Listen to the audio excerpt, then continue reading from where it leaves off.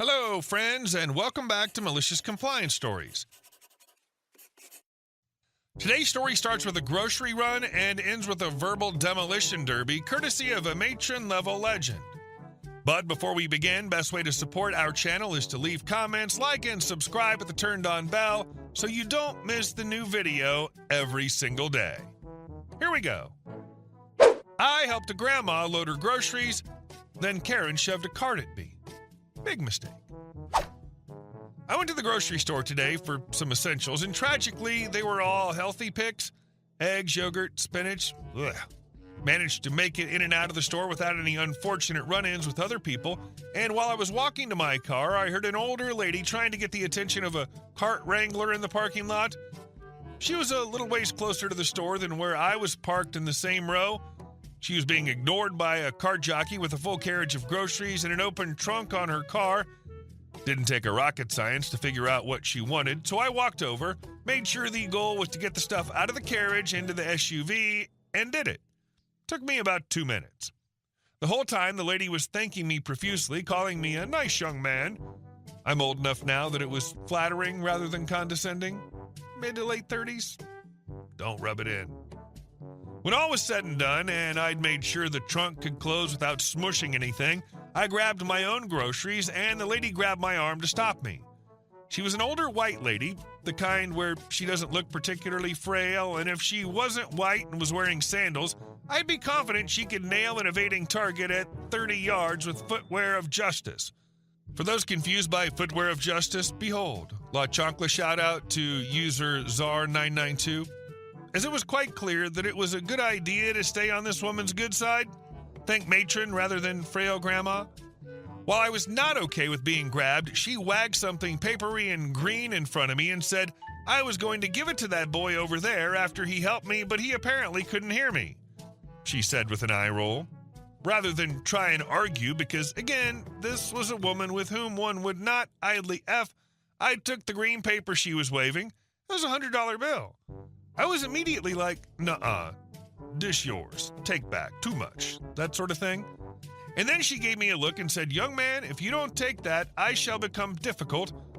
The urge to cover my ears was so strong. This wasn't because she was shouting shrilly.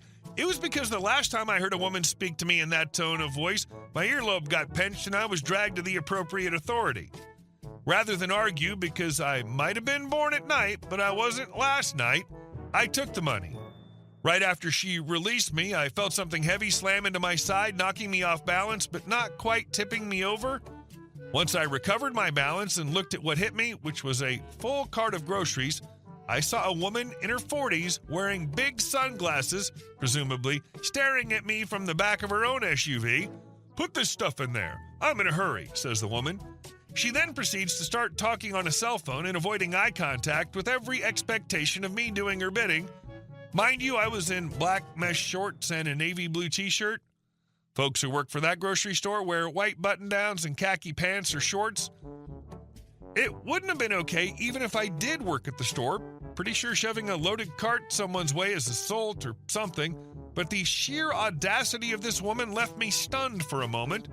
My mouth opened and closed a few times, and I was attempting to think of how I was going to handle this particular situation, because I've obviously spent a lot of time in the gym, and the Karen didn't. If it escalated, which it probably would have, it would have been a really bad look. But as it so happens, I didn't need to do a thing. The older lady I'd helped previously walks over to the woman trying to avoid looking at me or her groceries, finds herself with a face full of matron. Oh, I didn't realize you had both of your hips replaced too, she said brightly. The Karen, flummoxed at the seeming non sequitur, lets her phone drop and just goes, what? Well, that nice young man saw me being ignored by an employee and just asked to help. Such a nice thing to see in this day and age. And mind you, I've had both hips replaced. My doctor would be most upset with me if he found out I was exerting myself that way. When did you get yours replaced? They did mine one at a time a few months back, she said brightly. The Karen replies, I haven't had my hips replaced. I'm just kind of in a hurry. Now, if you wouldn't mind, and she actually tries to turn away, matron, sickly sweet smile on her face. Oh, so there's nothing wrong with you? You just couldn't be bothered to put your own groceries in your own car? You're simply too good for that kind of thing? She was on a roll now, and rather than ask that nice young man, you just gave your cart a push and hit him with it? Just said you were in a hurry? The Karen, well, and yet here we still are. It takes even longer than it would have if you'd just done it for yourself, as you're perfectly capable of doing. The Karen started to puff up, now you listen, and instantly got deflated by an old-fashioned look. Children prone to misbehavior are quite familiar with it. It's a look that quite clearly communicates, we're in public, you are in trouble. Cease or the consequences will be Old Testament. Seeing it work on a grown adult was a thing to behold. Young man, please bring that carriage over. I think this nice young lady is ready to put her own groceries in her car. I pushed the carriage over and left it near the two women. Now you run along. Don't spend all that in one place, she said with a smile. I gave her the Boy Scout salute. I'm not actually a scout, don't tell anyone. Grabbed my bag and beat feet for my own vehicle. The Karen was actually still putting her bags into her car, being supervised by the old lady. I might have cackled. Amazing. Thank you for being such a nice young man. I'm glad to hear the lady spoke up for you and told Karen in no uncertain terms to load her own shopping. And our second story. Ran out of gas. I've been waiting for the perfect storm of circumstances for this to happen so I could share my story. About 2 months ago, a rule was implemented that only 2 days out of the week could we fill the company vehicle with gas, Wednesday and Saturday. I learned quickly that this would mean I need to fill up my vehicle every gas fill-up day without fail. Last Saturday, I didn't drive said vehicle. Today, Tuesday, I noticed I didn't have enough gas to finish the day. Oh well, the rule's the rule. Ran out of gas and the company had to pay me to sit there and wait. Lost productivity. The supervisor sent out a person with a gas credit card and nothing else. The vehicle they were in only had one seat and one seat belt. Can't safely get in with them to do anything, so I start walking to the nearest gas station. Then the supervisor realized the error of his ways and sent the same employee out, again this time with a vehicle with 2 seats. They brought me back to the office where I got a different vehicle to finish the day. The error is actually built in. How could no one predict this to actually happen before it did? How? And our last story. HOA compliance officer tried to fine us during a family crisis. Turns out he wasn't even part of the HOA. A few years ago, my family went through one of the toughest times we've ever faced. My mother-in-law was diagnosed with stage 4 cancer, and the prognosis was grim. The emotional weight of that, combined with caring for a newborn under the age of 1, left us completely drained. The constant hospital visits, sleepless nights, and uncertainty made even the simplest tasks feel impossible. At that point, putting up Christmas lights was the last thing on our minds. We were just trying to get through the day. By January, the holiday lights were still up. It wasn't neglect, it was survival. We were just too consumed with everything else. That's when the HOA compliance officer decided to make us his personal project. At first, we didn't think much of it. We noticed someone coming by our house multiple times a day, early morning, afternoon, and even late at night. He'd stand in front of our house, jotting something down or snapping pictures. We assumed it was just a bit of overzealous enforcement, but after a few days, it started to feel a little invasive. Something didn't seem right. So we called the guard shack to ask what was going on. That's when we found out the compliance officer had been writing us up for a violation. We were being fined for not taking down our Christmas lights on time. Apparently, Christmas had been over for 3 weeks and the lights had to come down by the first week of January. If we didn't comply, the fines would start at $25 a day for the first week, escalating to $50 per day after that. We tried to explain the situation. My wife's mother was in the hospital.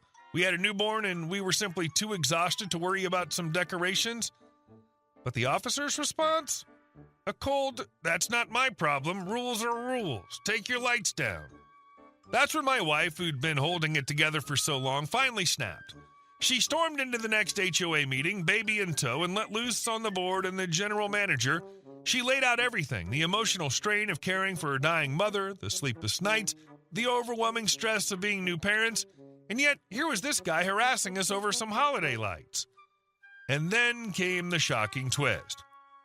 It turned out there was no HOA rule about taking down Christmas lights by a specific date.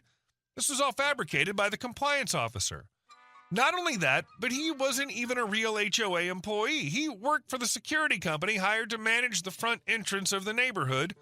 His job was supposed to be to check visitors in and ensure basic security, not patrol the neighborhood looking for violations. Even more infuriating, we learned he was paid a bonus for every violation he reported. He'd essentially invented fines and used his position to make extra money. We weren't the only ones. Several other neighbors had experienced similar issues, but were too tired of fighting or too afraid to stand up for themselves. Thanks to my wife's passionate speech and our complaint, things started to unravel for him. The HOA immediately suspended all fines and launched an investigation. At the next board meeting, they announced the officer had been fired. But it didn't end there. When the security company's contract came up for renewal, the HOA decided not to renew it. They hired a new company that actually provided security rather than assigning a rogue compliance officer. In the end, everything worked out far better than we had hoped. The man who tried to harass us during one of the hardest times of our lives lost his job. The neighborhood became more aware of the need for checks and balances. And best of all, my mother-in-law is now cancer-free, thriving, and celebrating every day. It's funny how something as small as Christmas lights can highlight a much larger problem.